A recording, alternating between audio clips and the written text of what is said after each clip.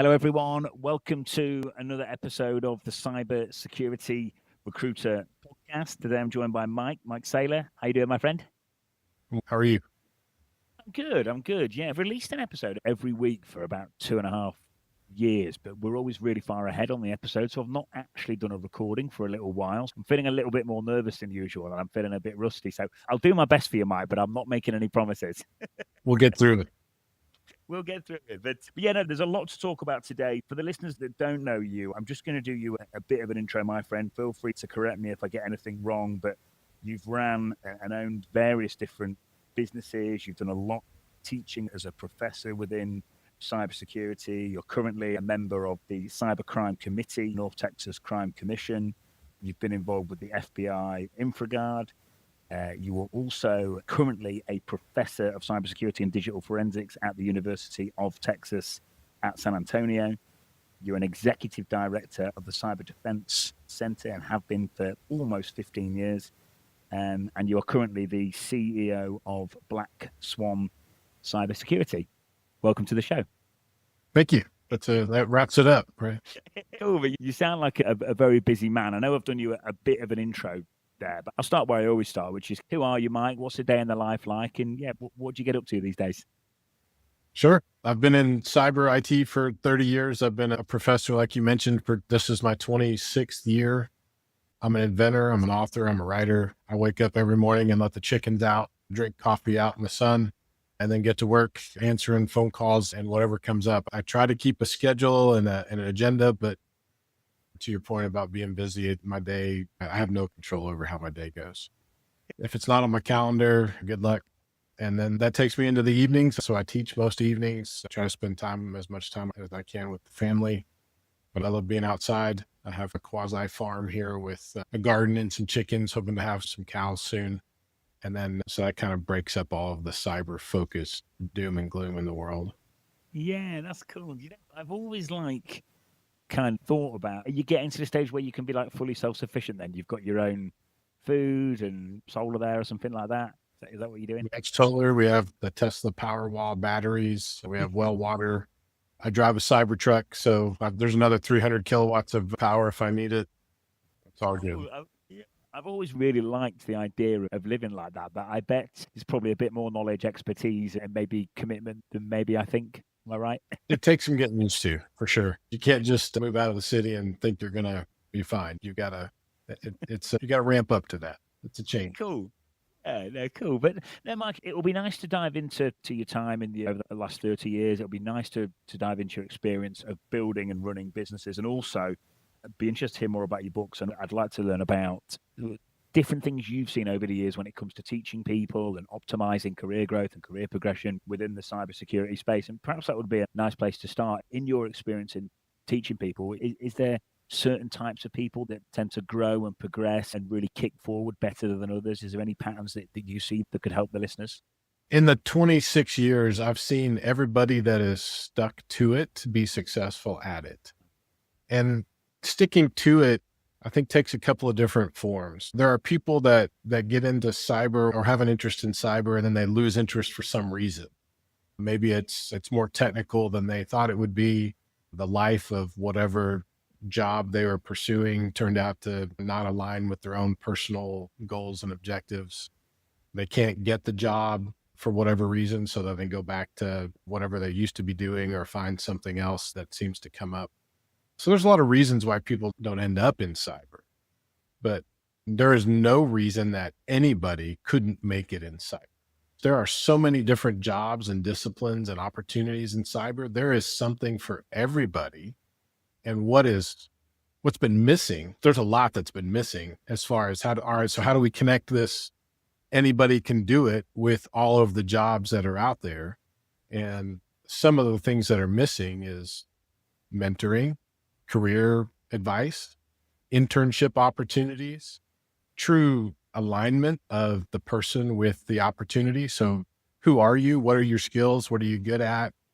And then from there, where do you want to go?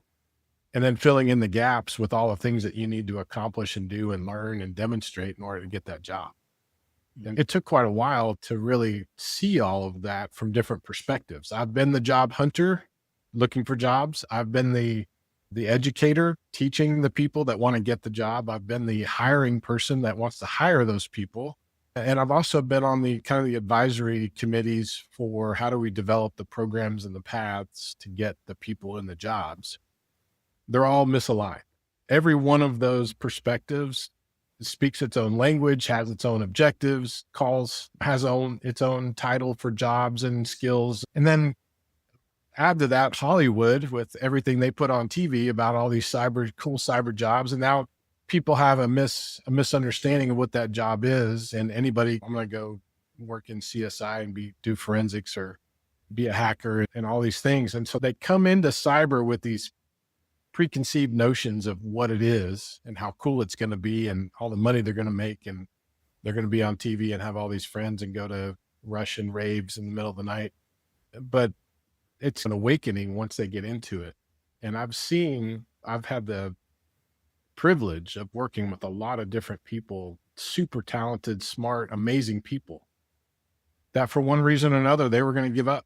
It's too technical. Guess what? You're an amazing people person that understands cyber. Sure, you're not going to sit down and write code or configure a firewall or design the next bulletproof network, but you know how to manage and talk to and connect with all of these truly technical cyber people. And that is a valuable skill because those are different types of people. You can't manage a hacker dude or gal the same way you would an accountant or a marketing person. They're different people. They work different hours. They have different goals in life. It's not money and prestige. Some of it's prestige, but they want to ring the bell, but they hack that computer. They call it popping a shell. We popped a shell, ring the bell. Or they wrote some program that does some amazing stuff. That's what they work for. They don't work for being on the face of the company newsletter or getting a $10 gift card to Starbucks, although coffee is good. So I've seen a lot and I've come to realize a lot. And that's what drove me. So I've been a teacher for a while and I got into teaching because I saw the need to help people figure out a path and understand what the opportunities are. I also became a teacher because my mom was a teacher and that inspired me. But to teach is one thing, and then to evolve as an educator, as a leader is another thing. So it's not just I'm teaching. It's all right, my role got bigger. Now I'm a mentor. My role got bigger. Now I built a company whose culture is collaboration and mentoring and sharing. And so a whole company is that way. That then drove me, along with the requirement to get my doctorate to continue teaching. And my dissertation was actually a case study on what is this cyber workforce problem. And so I did quite a bit of work on figuring out where all these different gaps are and trying to come up with a more comprehensive recommendation for fixing some of that. Yeah, cool. Thanks, Mike. And it's really interesting to hear that one of the first points you made there, which is anyone that sticks to it for long enough tends to be successful. And I think whether it's starting a cybersecurity business or becoming a great leader or breaking into cybersecurity, I think it is nice for people to get a timeline on how long things take. If you look at anyone that's phenomenal at anything, they tend to have done it again and again for a very long time. And I think in the world we live in now, everyone just wants everything yesterday. And we see it a lot. I've interviewed people, especially younger people, that they have not even finished their training, whether that's a certification or a college course, a degree program, and they already want the job and they already want whatever the market pay is that they Googled, and they want to be able to work 8 to 5, Monday through Friday. And so just some of our interviews have turned into coaching sessions. Like, all right, just to let you know, well, your expectations are a little off and you don't really fit what we're looking for. However, let's take the opportunity to help level set with you and provide you some feedback. And along those lines, when you look at people's time to the job, from the time they say, I want to get into cyber to when they get the job, it's really dependent on what they put into it. And I think that's another good thing to say about cyber is not just anybody can get a job in cyber. It's those that want to put the work in. And the work could be, you've got to be on a help desk for 2 years, or you've got to go work for a church doing hardware or some nonprofit, Goodwill, doing volunteer work. Get that on your resume. Sure, it's unpaid or low pay, but that's the work you've got to put in, or go to school or get a certification or sign up as an apprentice or an intern. And we've had an intern program at the Cyber Defense Center for almost 15 years. And we've seen people put in the work and get a job in 6 weeks. We've seen people put in the time they can, maybe 5-10 hours a week, and their path is a little longer and they get a job 9 months, 15 months out. And then we get the people that come in and just think, what are you going to do for me? Even though I'm here to learn from you. And those people struggle. So it really is, you'll get out of it what you put in it. But the key is to find someone to help you design your path, understand who you are, and help define those things that you've got to accomplish in order to get the job. Yeah, thanks, Mark. It's interesting you said there about the people that come in and the attitude almost is, what can they get out of it, or what can I get out of it? And you said those people don't get very far. And I think that's so true. I actually just wrote a note down here that said, you just need to switch off. People just need to switch off from the end results and just focus on doing the process really well and enjoying it. And I tend to find in my own business and career that the end results do tend to look after themselves. And it's interesting you mentioned about volunteering, because I agree. I think if someone's trying to break in, they should definitely work for free at first, build some relationships. For some people, that might be a day a week, an hour a week. Some people, they might be able to work free full time if they can afford to do so. A bit like running a business as well. If you go in there with the attitude of serving and looking after the area that you are servicing, again, things tend to get good. But it's a slightly longer term approach that not everyone wants to hear that you've got this magic silver bullet answer, but it exists. It doesn't. Tenacity, leadership is another great quality we look for in people. And there's a couple of really short books by John Maxwell. He's got some leadership books. We require our interns to read those books and actually do presentations on leadership. It really helps them do some self-evaluation. But being a leader also means you're able to leverage the strengths and weaknesses of your team.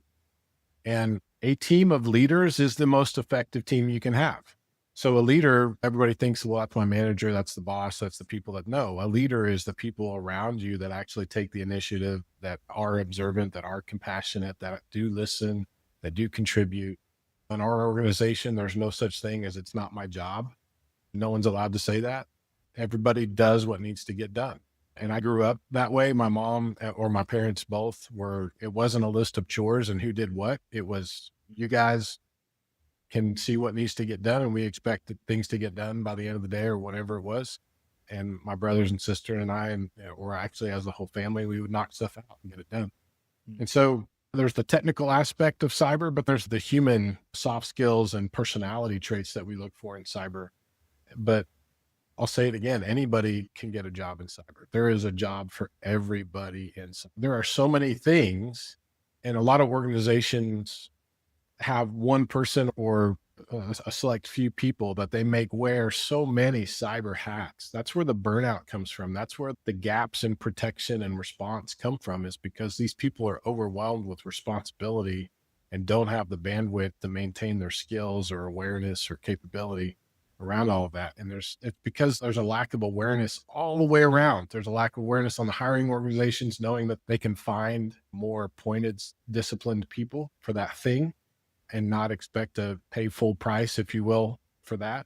Maybe that's part-time or an intern role or an admin role.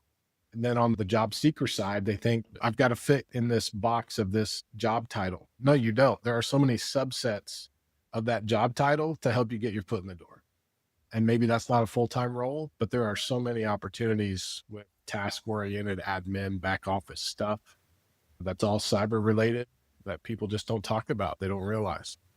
Yeah, no, cool. Yeah, like you say, cyber is just ridiculously broad. So I think people getting good at one particular area, and you hear about sticking to it earlier, about sticking to it and getting good. And it's surprising to me how many people don't do that. If we pick up when we pick up, say, not so much at the senior end, but if we pick up a mid-level vacancy, sometimes we can do upwards of 30 screening, unless we're going out to our immediate network to people we already know. But sometimes we can do upwards of 30 screening calls for, say, GRC folks.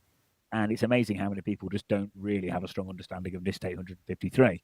And it's, you think people would get really good at that if that's what their main area of focus is.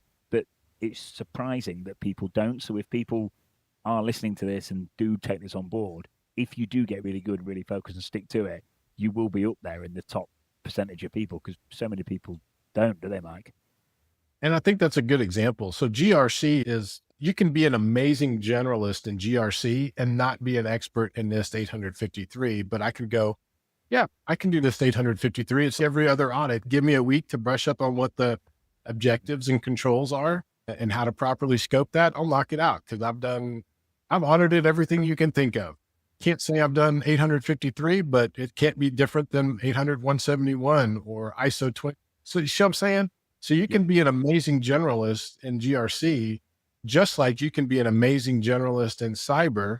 And so if you understand like to a fault, like very granularly, all the different fundamental pieces of cyber and how they all play together, at some point you're going to go, you know what? I really security architecture. I really like vulnerability assessment. I like auditing. There's a discipline in cyber that people don't think about, to be a cybersecurity auditor, the GRC side of cyber. That is an amazing job and opportunity, and not one that requires a whole lot of experience versus I want to be a SOC analyst. That's 2 years of experience, right? That's the minimum these days, right? What if I want to be a cybersecurity GRC specialist? You just need a 4-year degree for that. Pricewaterhouse will hire you today with a 4-year degree to be a cyber auditor. You'll start at the bottom and you'll progress pretty quick. And that's the kind of feedback people need to have hope that they're going to get a job in cyber. But to your point as well, cyber is not accounting, and specifically talking about degrees or higher education. If you got a degree from accounting, if you got an accounting degree from any school in the country, or probably, I'm going to say North America, because there's different accounting standards around the world. But if you got a degree from a school in accounting, I can pretty much 95th percentile guess all of the things, concepts, and courses you took to get that degree. If you got a degree in cyber, who knows what you learned or what courses you took? Because there's not a standard yet for cyber, and cyber is so big, right? Cyber is more like a business degree, right? So you got a bachelor's in business, but your major was accounting. You got a bachelor in business, but your major was marketing. We need to do the same thing with cyber, right? You got a degree in cyber, but your focus was forensics or offensive security or defensive or architecture, or we need to do the same thing. And one of the things I found in my study was very few organizations actually put any value in a bachelor's degree in cyber because of that. I'd have to look at your transcript and call your school and have a separate interview just to figure out what you learned and what value your degree is bringing or how it aligns with this job. So I think that goes back to the misalignment. There's still all these things that we need to pull into place to make this this workforce flow better. Yeah. And I agree. I think as well, it's if you did a finance degree, a balance sheet or a P&L is the same now as it was 10, 15, 20 years ago, whereas security just moved in comparison to something like finance. It just moved so quick. Make a point there. So we deal with in our intern program, or just in my experience, I've dealt with a lot of different types of entry-level cyber people. We have students that are in a program that want to get inside it. We have transitioning military and law enforcement that learned it a certain way and they want to get into the private sector and get a job in cyber. And then we have transitioning professionals, somebody that was in IT or accounting or some other field. We have bus drivers and construction people that want to get into cyber. And I'll go back to the accounting and finance, because that's what made me think of this, is your comment about the balance sheet. So those people will come into cyber and think, I learned cyber. I want the job. All right. What are you doing? What did you do yesterday? What are you doing today to stay current? And they're like, what are you talking about? Yeah, cyber changes every day. It's not like that balance sheet. It's not like that accounting principle that it's a standard that it's around for years before there's any updates. Cyber changes every day. And that's one of the things that, going back to, you get out of it what you put into it. Some of those people self-disqualify. They're like staying updated on cyber and having to put effort in reading bulletins and newsletters every day. That's not for me. Maybe I'm going to go back to accounting. So there are several that kind of self-disqualify because they realize the level of effort and involvement and integration with media or industry groups or whatever it might be. They're just like, yeah, that's more than I thought. Yeah. I think you've got to be genuinely into it, Mike, haven't you? It's like you've got to enjoy that just constant thirst for knowledge. And I think some people just naturally, they actually get pretty bored if they're not learning new stuff all the time and keeping up. They find it really stimulating if they are being. But yeah, that's the type of person I think you need to be, because nothing stays the same. And I think that pace of change with, can't do a podcast without mentioning AI, but like that pace of change with everything like AI and the way things are going, I think that pace of change is just going to get faster and faster. So what you've just said is probably going to become more and more important as the years go on. And I think a good example of that with AI is those people that have become complacent in their lives, whatever it is. They wake up and do the same thing because they love waking up and doing the same thing every day.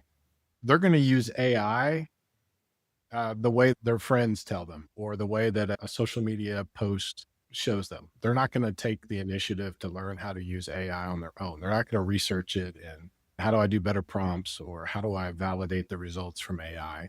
They're just going to use it like some other tool. They probably never read the manual on their new smartphone, but neither did I.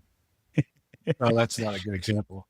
But I think along the theme of AI can do so much in different ways, as long as you learn how it works and how to use it responsibly and appropriately, and then how to validate the results. So much like any other technology, except for basic like calculators, those are pretty accurate, right? But we've come to rely on a calculator, but we should not and have not yet come to rely on certain technologies like AI, because it's been proven to be less than 100% accurate.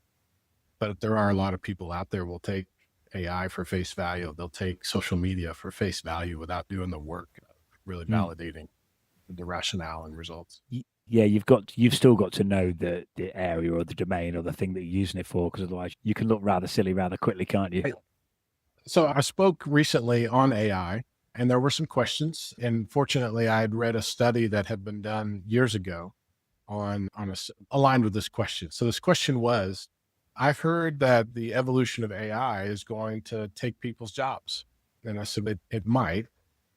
And I had read this study, and the study was about how the evolution or the invention and evolution of spreadsheets impacted accounting and bookkeeping.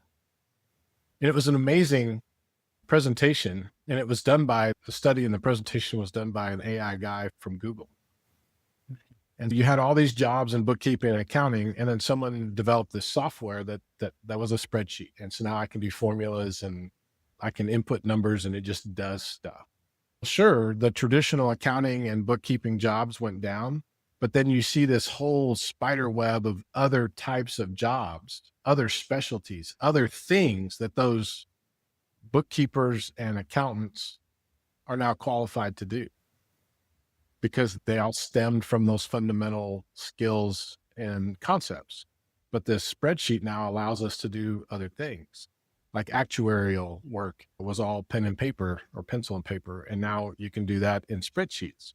All right, what if I became an expert on spreadsheets because I understand as an actuarial or a bookkeeper how to utilize this new tool to do all these things? Now my job is setting up spreadsheets for other accountants and actuarials, right? So that's a new job that wasn't there before.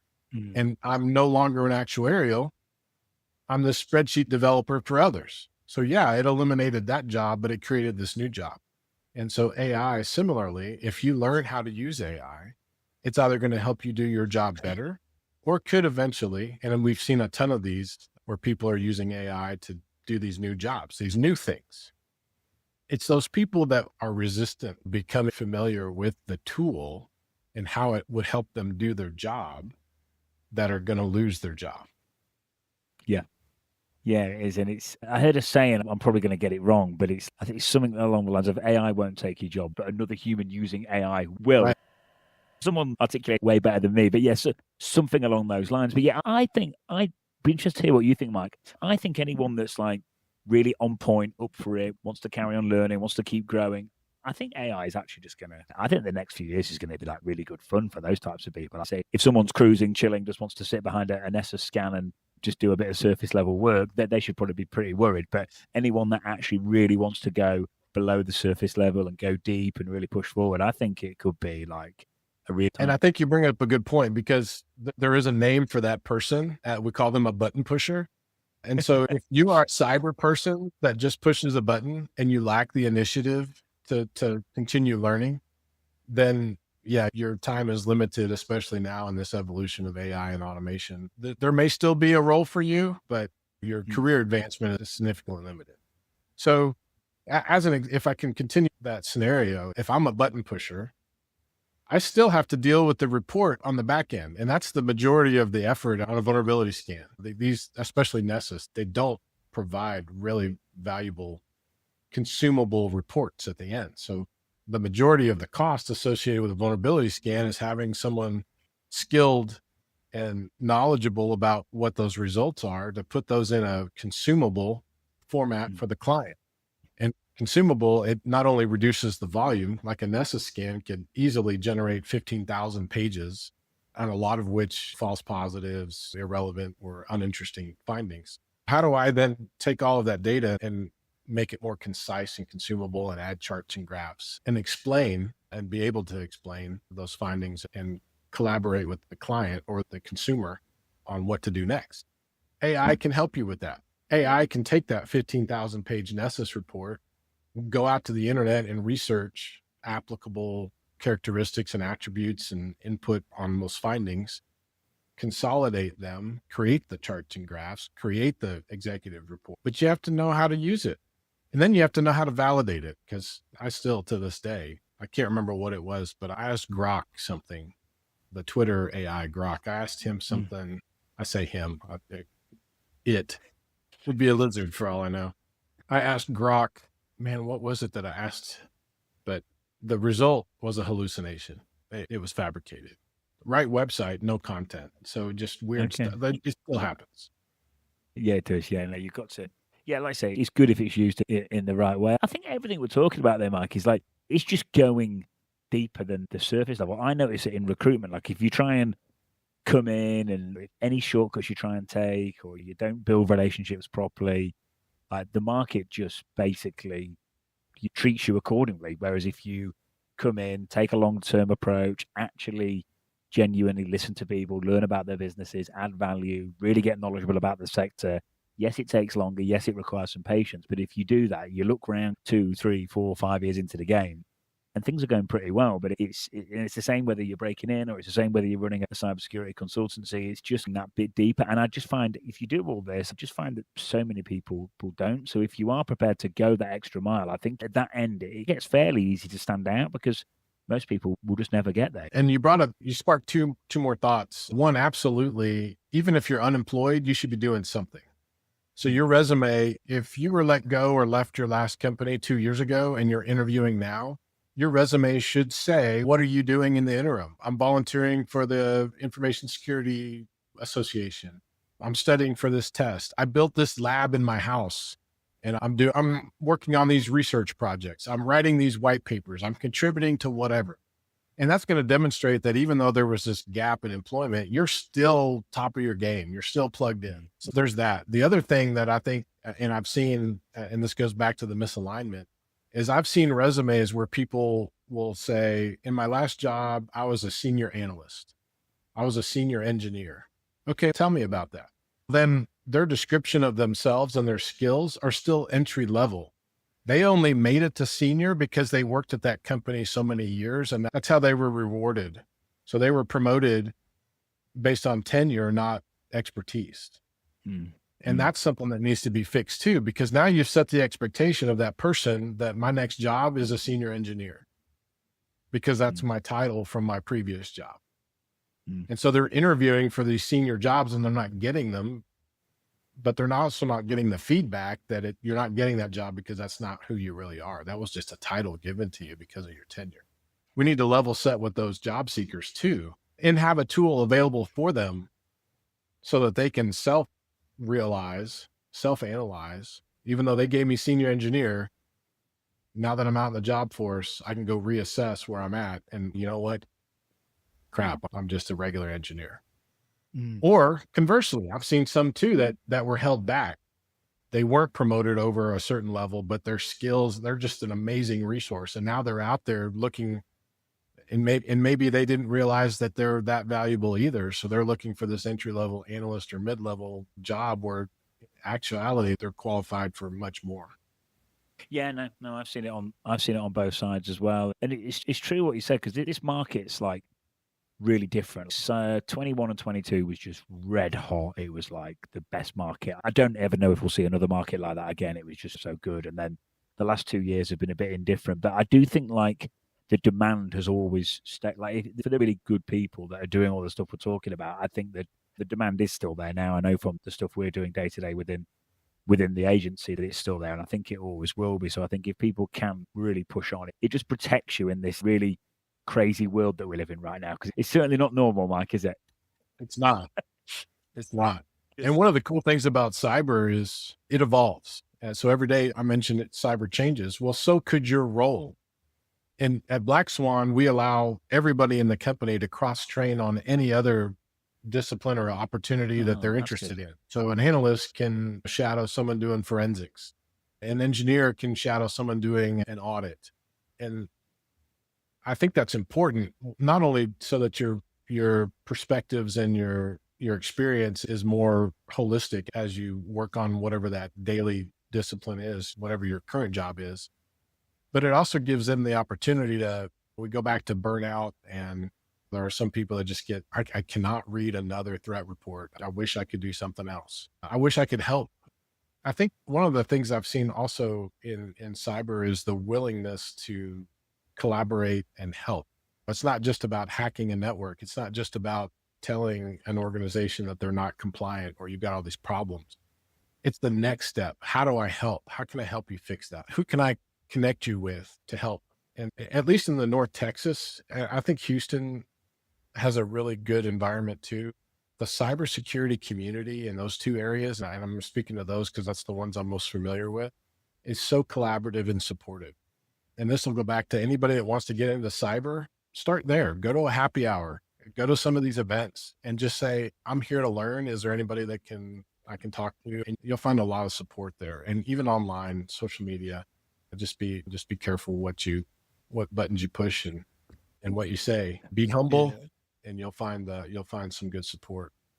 Yeah, it's so true, that is. And even if we compare it to something like finance again, I don't know much about the finance community, but I don't imagine that they're as like open and as collaborative as the security community is, because I couldn't agree more. If you come in and even if your knowledge isn't very good, if you genuinely want to learn and genuinely put in the effort in and the real burning, authentic passion there, I've always found people are so willing to help. And I actually think it's quite a big compliment. If you say to someone, I absolutely love what you do, I'm so interested to learn more about what you do on a day-to-day basis, it's actually one of the biggest compliments you can give someone. And people that have been in the game a while and had a bit of success, they tend to get to the stage where they actually do want to give back a bit and enjoy that side of the role. So I think it's good.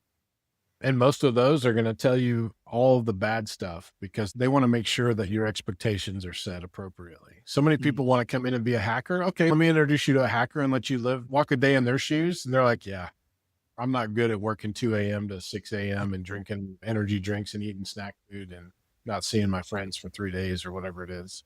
So that's an eye opener. And understanding too that the career, like the path to becoming an independent, like you can do those engagements on your own, is 5 to 8 years. And a lot of people don't want to wait that long. All right. So maybe that's my 5-year goal. What can I do tomorrow? What can I do next year? And so that at least starts the conversation and helps mentor them into some career planning. And what I found too, is if you can get people in those conversations, they're grateful because now maybe I didn't need a 4-year degree for that. So you just saved me 4 years and a ton of money. Or what I get asked a lot, Mike, what certification should I get? What job do you want? I don't know. Let's figure that out first before you go sit for all these $500 to $3,500 exams, plus all the study guide and however much time you invest in doing those things. So that certification may not end up being aligned with what, the job you end up getting. Yeah, no, definitely. Mike, I love the fact that you run an intern program, because I think so many people talk about that area of the market needing more support and needing more help. And like I said, the media love to write that there's a massive skills gap. There is, but it's not at the junior end of the market, it's at the very senior end of the market. But a lot of people talk about that problem, but not as many actually take action and do something about it. So it's nice to hear you doing that. And then on the cross training piece, that's really good because, as you're aware, everything links in so much. So I'm imagining that makes it, yes, helps with burnout and stuff like that, but I bet it helps with their core job as well. If you understand everything that's going on around you, it's never going to be a bad thing, is it? And a lot of times when you're talking to your end user, whether it's a client or an internal user about some security thing, a lot of times they ask, why do I have to do that? Why is that important? Why did that happen? Or why does it have to be done a certain way? If you can arm your team with all these different perspectives, so it's not just about security, it's about compliance, it's about privacy. That one thing, though, it may not be a critical security vulnerability or exploit. It could lead to these other things. We did an assessment for a company the other day where they had a forgot my password page on their website. And you put in your email address and it's going to send you an email to reset your password. The current best practice for that page would be just to say, if this was a valid email address, you'll get an email. But in this case, it was telling you that was a wrong email. Well, a lot of people are like, so what? Why is that a problem? Bad guys can now use that page to validate those company email addresses. So I can go to that page and go, Mike@companyaa.com. It's not valid. How about Saylor@companyaa.com? Okay, I sent you an email. Now I know your login email or the format of your email. And so that kind of talks or touches on the why is that a problem? Because bad guys can use it to validate information to facilitate the next step in their attack. And so if you're educating those that are making the phone call about fixing a problem or addressing a problem with as much conceptual context as possible, they can have a more valuable and informed conversation. Yeah. Having a proper hacker mindset helps. Sounds like you've got one, Mike. I've been around the block a time or two. Okay. All right then, my friend. Back to the timeline. When people are coming in, so you saw someone come in 6 weeks and land a job. Sounds like they really hit it hard, smashed it, did pretty well. And then you've seen other people take different lengths of time. What do you reckon is like a reasonable timeline to land your first job, and what's a reasonable timeline to get really good? I think you said 5 to 8 years to be doing kind of red team stuff is I think what you were alluding to. It really does depend on the person and their objectives. So if they want to be an analyst, you can be an analyst in 6 months, entry-level analyst, finding the right opportunity. And there's some coaching that goes along with that. And what I mean by that is so many hiring organizations today use analytics to help get the resumes of the people that they end up interviewing. All right, so how do I get through the analytics to actually get the interview? So there's some coaching there. And some of that is, again, self-awareness. Some of that is helping them understand that the things that they are doing or have done belong on the resume. There's value to that. What value is it? And where do I put it? How do I say it? That's going to help them get through the analytics. And I think recruiters play a role also. So a lot of job seekers will apply directly to the company, but really what they should be doing is working with a recruiter that often plays that kind of coaching role. Let me look at your resume. Let me talk to you. Maybe you've got some assessments that you can do to help find their weaknesses and their strengths so that you're better prepared in having conversations with the employers about this amazing person that you've got available and where their skills are. That's a very important role that's going to help get them in front of those hiring organizations. All right, now I'm in front of the hiring organization. That's an opportunity for you to lose. And some of those, what I've seen in a lot of cases is, and I'm going to go back to some of those important character traits, humility and leadership. If you can embody the 21, or at least as many as you can, there's 21 irrefutable laws of leadership. That's a John Maxwell book. If you can embody as many of those as you can, truly, not faking it, but truly listen, be empathetic, be humble, be real in your interview. Don't exaggerate. Be willing to say, I don't know that answer, but I am a very resourceful person and I can figure that out with no problem. I'm a good problem solver, whatever it is, what the case may be. The interview, that the person interaction, communication is very important. And then All right. The follow-up. A lot of us, and I teach this in my courses today, once the interview is over, once the test is over, once that lab, whatever it is, once it's over, you've got to go back and reevaluate. How did I do? Ask, get feedback from the interviewer, because that's a gap in this workforce problem is I don't know why I didn't get the job. I don't know how I did. I don't know why I did get the job. We've got to have that feedback loop, and we've got to pressure the hiring organizations to participate in that. And on that point, you really have, because any organization above a certain size, they will just give feedback because they're so worried about saying or doing the wrong thing and then getting into some kind of issues. So you're absolutely right. It's like, it needs to be, you need to push for it. You need to almost get on the phone to your recruiter or whoever interviewed you and almost say, look, just please off the record, just let me know what's what, give me some feedback, even if it's verbally over the phone, so things aren't on email, because I know some of these larger companies are really worried about it. But you're right. And again, it goes back to just going below the surface level, actually pushing a bit more. Like, feedback's probably not going to come to an individual every single time unless they push for it, or if they're dealing with a recruiter directly. But yeah, it's so valuable. And I think as well, like, it's easy to access people these days, but everything's so noisy. So I just think people have got to like really go personalized, really stand out, and be polite, persistent, and personalized. Because I don't know what your inbox is like these days, Mike, but ever since I put the word founder on my LinkedIn profile, my inbox is bombarded. It's ridiculous. And if people don't use personalization and they're not polite and persistent, they're just not going to stand out in this day and age, you know? And you're right. And one more thing I'll add is I can't think, and I'm guilty of this too. I can't think of the last time I've asked somebody in an interview if they have any questions for me.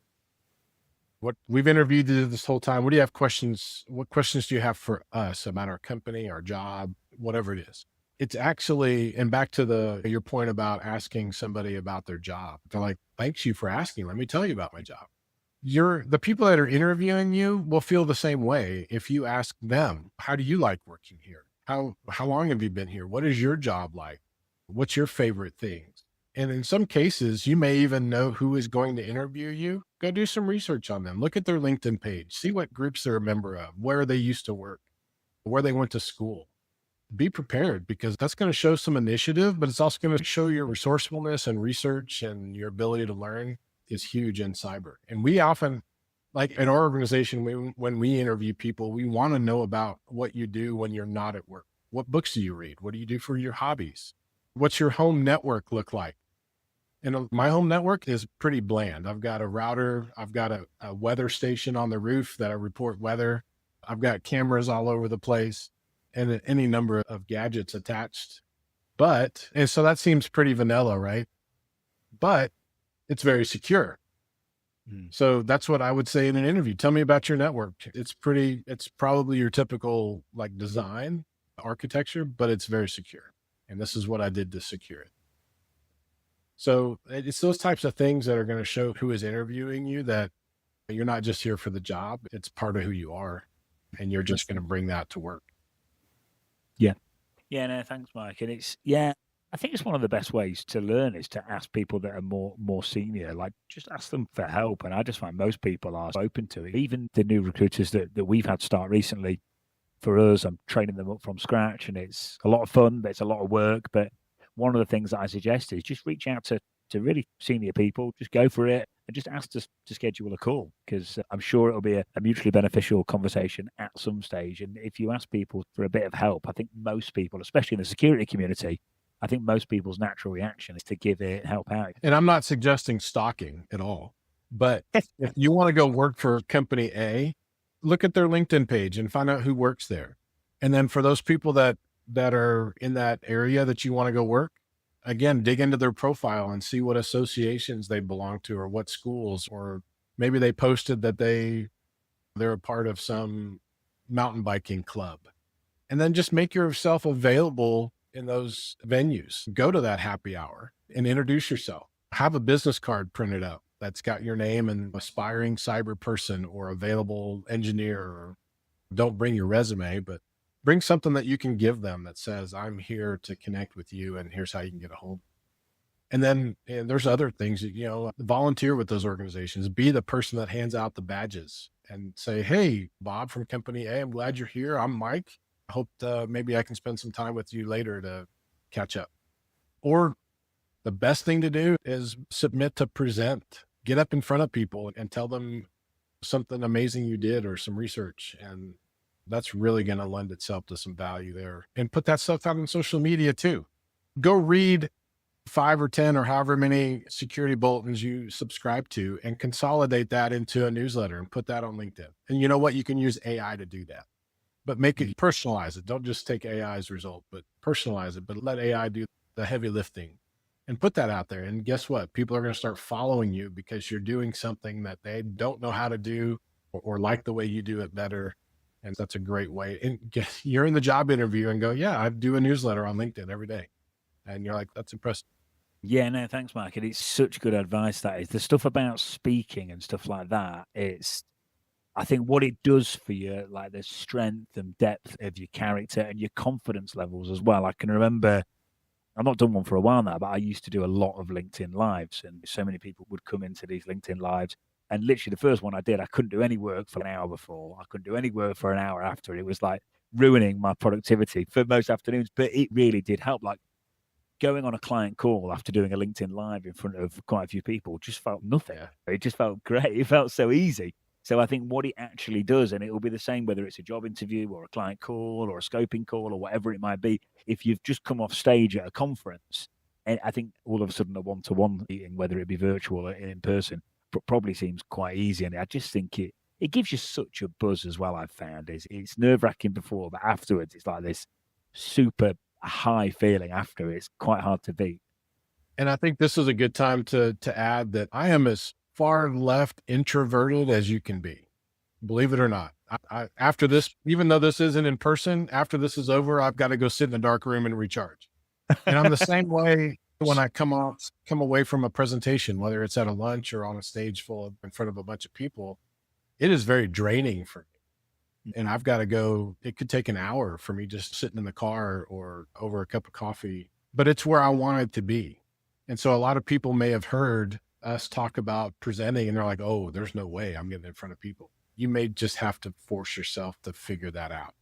My first public speaking was in 1999 in an auditorium full of police officers about how this network compromise happened. And I was so nervous, I kept hitting the microphone. I didn't know what to do. And I was shaking and I was nervous, but I'm also I've used humor a lot in my life. That's my defense mechanism. I use humor. And so as I hit the microphone, I noticed some of the people in the audience kind of jumped up, and it turned out that I was putting them to sleep. So hitting the microphone actually kept people's attention, and I made a game out of it. And so there's different tools and techniques that you can use to help offset your nervousness or your hesitation to be in front of people. I think people often suggest just picture them in their underwear, and that's not what this first one I did with the police officer, that would have been a nightmare. But I had to learn how to be an extrovert in order to succeed and follow the path I wanted to be on. I just had to adjust and figure out a way to handle the energy drain and the stress. And that just goes back to finding a good mentor and a coach that'll help you figure those things out. Yeah, no, cool, mate. Thanks. And it's interesting to hear you talk about that speaking event, because I've had other guests on before that have had not too dissimilar stories where they're great at speaking now and they come across great on the podcast like you have today, but it wasn't always that way. And I think the first time that we do anything, probably not going to be that good at it. And I think the other thing is we always notice little things we do ourselves, and I don't actually think other people do notice it as much. Or if you're putting a post out or doing a speech, I think a lot of people are probably thinking about the way they're coming across. So perhaps they don't realize, but we think in our heads that all these things matter. But if you can just keep that in mind and keep it in perspective and just go for it, I think that's the best way to make these speaking events happen, because it's so easy to overthink it and then just not take any action. Agreed. So cool. All right, Marcus, we've come to the end here, and thanks for taking the time. I know you're mega busy. We were talking on air about this. We rearranged a few times, which I can't remember if it was mine or your fault, but I think it was mine. But yeah, no, I've enjoyed this chat. But I know you're an author as well, Mike. Be nice to hear a brief bit about your own books, but also where do you get your information from? What are you finding is help facilitate career growth for you? Sure. I was pulled into authoring, like formal authoring. I've written papers and news articles and some research over the years, but the formal opportunity to become an author was in my grad school. So my graduate advisor, instead of writing a thesis, he was an author. And the first book was called Digital Crime and Digital Terrorism. And he said, Mike, I'd like you to read this book. And this was in 2011. So I was almost 20, about 18 years into my career. And he said, I'd like you to read this book and tell me where I can make it better. And so I read the book. It was 15 chapters, and I ended up giving him 160 pages of ideas. Some of my own charts and graphs I've used in presentations, a lot of research I did. And there is so much out there. You just have to dig for it. So current events, more relative, more current case studies and examples. And I gave him all that. And that was in place of having to do a thesis for my master's degree. And so he took all of that content. And so that was the third edition of his book. So when the third edition came out, chapter 5 of that book was all of my content. And that was on sophisticated cyber criminal organizations, something like that. So at the very bottom of page 5 in very small print, it says this chapter was contributed by Mike Saylor at University of Texas. And then throughout the rest of the book, he was able to use some of my charts and graphs and case studies in other areas like forensics and cyber privacy and some other things. All right. So then fast forward three years. Now, the other authors on this book were just amazing, high profile people like counterterrorism, government agents, this kind of thing. And one of those authors was in the Middle East doing research on terrorism and got hit by a suicide bomber. Like he was blown up for being who he is. So he was targeted. And because of that, the main author, Dr. Taylor, said, we lost an author. We want you to be a main author, like a named author on the book. And so I was given 3 chapters to update with current information and relevant stuff. And so just spending time connecting into the different news outlets and resource. The United Nations has a really good cybersecurity program with a lot of good global stats. All the information sharing and analysis centers across the US, they're called ISACs, and fusion centers. I don't know if anybody can have access to that. I was privileged to be a member of some organizations that gave me access to those things. So I was a named author on the 4th edition, and then just recently they published the 5th edition. So there's a 5th edition, but today it's called Cybercrime and Cyberterrorism. And then a few years ago, I was asked to help build the bachelor's degree program for a college. And the cybercrime class was one of those that they wanted to build. And now my book is the textbook for that class. Yeah. And then just the latter part of last year, I was doing a podcast with a guy. It's called the Backup Wrap Up. And he's a backup administrator to make sure the organization's data is protected and all this good stuff. And he asked me to come on and talk about cybercrime and cyber threats. Mm-hmm. And we ended up doing several podcasts on different topics. He just kept asking me to come back. And then I think it was the pre-show just chatter we were having. He said, Mike, I'm writing a book on ransomware. And I'm really good at how to protect yourself with backups from ransomware, but I'm really struggling with all the cyber technical, like how to prepare and defend and detect. And just because of our interaction, he asked if I would help co-author that book. So I think we're up to chapter 7 or 8 of that book with, I think focus is 12 chapters. So we're hoping to have that done over the summer, but it'll be a book on how to respond and handle ransomware. Cool. Yeah. Thanks, Mike. And for everyone listening, I think this sort of thing is just win-win all round because it reinforces your own knowledge and others. So it's like forces you to go out and do research and and update how current you are on certain topics. But that's also how you become an expert in a certain area. I am not an expert on ransomware by choice. I've become pretty good with handling ransomware because companies call us for incident response when they get hit with ransomware. And we're going to figure it out together. What's the best way to do this? What have I seen be successful there? What are some of the fundamental things that we've seen across all these incidents that we can put into a playbook for anybody to do? And then how do we tie you in with law enforcement and other resources to help you get through this? Yeah, cool, Mike. No, sounds interesting. And look, I know I promised you an hour. We've gone way over, so thank you again. And it's been good. Do you think we did okay? Do you think we about nailed it?